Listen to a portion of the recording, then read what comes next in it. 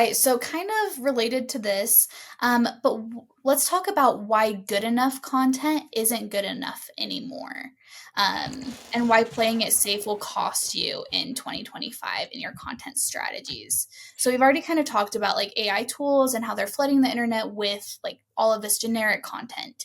The real winners stand out with clarity, depth, and real perspective.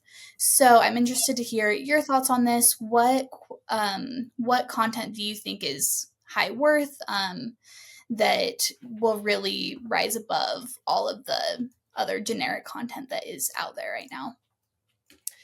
Yeah, I would add, I like that you said like clarity, depth. I would add like authenticity. And then my biggest point that I want to drive home is longevity. Like, I think a lot of businesses, especially B2B brands, it's a very challenging thing to market because people are on social media oftentimes to release stress and socialize with people, have a laugh. So when you are a B2B brand and you're all of a sudden like infiltrating people's feeds with work related things, it just creates a big, hard, like, it's just like a big hurdle to jump through. And I think what a lot of B2B marketers sometimes get wrong, or not even marketers, because I feel like marketers are smarter than this, but a lot of like B2B brand owners, what they sometimes get wrong is they want to like post all sales stuff, all like they hear social media, or at least in the past. I don't know, like I would say 5 years ago, I feel like a lot of brands hopped on the bandwagon of getting a social media account. And back then, the bar wasn't as high as it is now, because there was a lot less competition and it was just a newer thing for brands to have a social media presence. But now you're competing with so many more brands. So that's why I say longevity really is such an important thing to bring home, because there is no like quick wins when it comes to building your brand on social media. Like, it has to be something that takes months and months and months and years and years and years, and it takes consistency, and it also takes being willing to put your like direct brand call outs and sales to the back burner, at least on your social media. Like, it needs to be like around 20% of your content, and 80% needs to be like free value, entertainment, because that's what people see. So I feel like a lot of people don't realize that.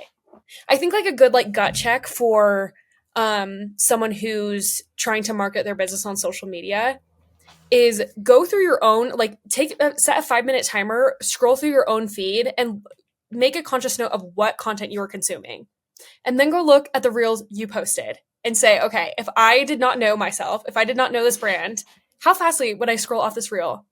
The answer is probably so fast. So I think people, when it comes to like, I don't know, good enough content isn't good enough anymore. Like, it's just not.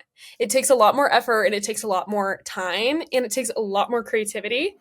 The good news is there's a lot of brands that are going to be like over reliant on AI. So your competition's, maybe not as fierce at the moment, or there's a lot of brands that put it on the back burner. But yeah, that is my biggest advice is know that it's going to take a long time to build, and know that there's no like shortcut to creativity, and be so honest with yourself when you're watching your own reels of if this is something that you would watch. And 90% of the time when you're first starting out, I don't think it is. Yeah. There's multiple parts to it in my mind where you have there's a funny reel that I saw. This Timothée Chalamet's like where he like stops for a while and says it doesn't. Right? You've seen that?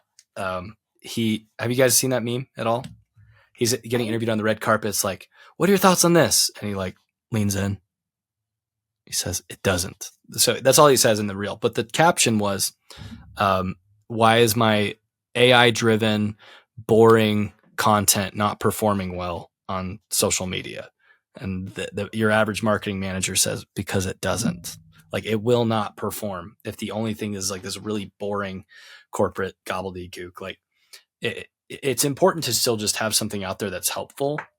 But I look at my LinkedIn feed sometimes, and it's got to be like a thoughtful conversation. You got to like, why are you actually sharing this? Why are you actually are you bringing anything to the conversation? Or are you just trying to sell me something? Like there's a difference between the approach.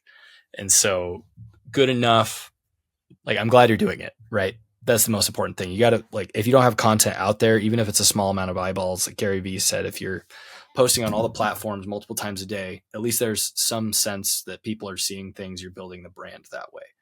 But that's just step one. Now that you've built the muscle, it's like, how do you make something and level it up and make it better? And we're still learning this internally, right? We're still figuring out what are the mixes of things that we're creating at Content Supply ourselves when we're marketing that are actually moving the needle for clients and what's actually being the most helpful. And we're adjusting and making those pivots based on data.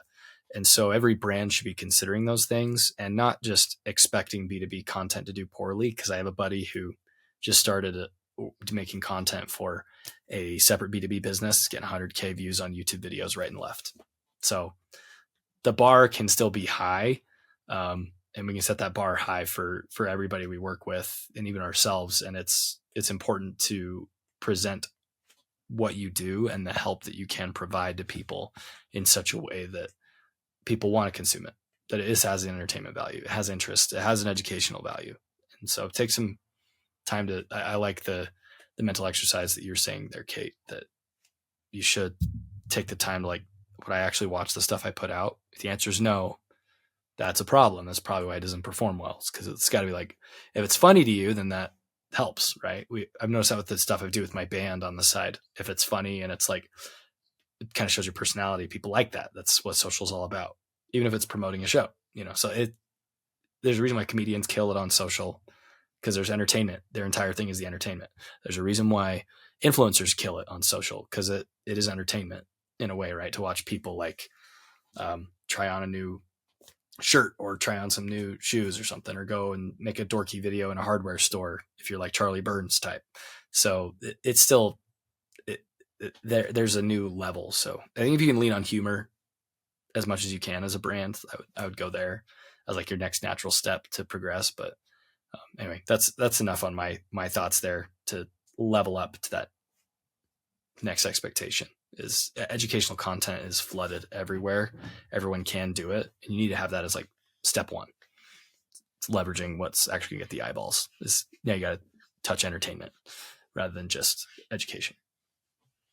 I love that. Yeah, thanks for sharing. So let's wrap up really quick. If you are listening to this and thinking, I know I need to be creating content, but I just don't have the time, you're not alone. At Content Supply, we help busy marketers and founders turn their ideas into high-performing content without the need to write, edit, or manage it all themselves. If you're interested in this, click the link in the description below, and we will connect with you. We'll get on a call and see what your marketing needs are. And that is, if you have any thoughts on the topics that we talked about today, Meta's AI, or just okay content, feel free to drop your comments or questions in the comments below. Subscribe to our channel and let us know what you want us to talk about next time.